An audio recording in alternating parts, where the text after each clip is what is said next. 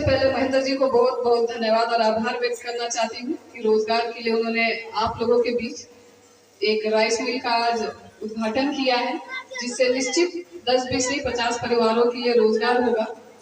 और जैसा कि कहा गया है कि एथेनॉल के 2 यहाँ पे प्रोसेस में है, एक राठी लोहट में ऑलरेडी शुरू हो गया है।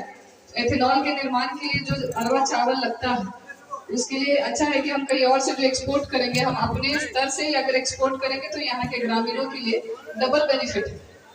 तो एक रोजगार के लिए हम लोग एक कदम और आगे बढ़ रहे हैं, तो इसके लिए महेंद्र जी का मैं कोटि कोटि धन्यवाद करती हूँ। आज हम लोगों को यहाँ पे सम्मानित किया, आमंत्रित की, शुभकामनाएं उनको भी और बहुत बहुत धन्यवाद।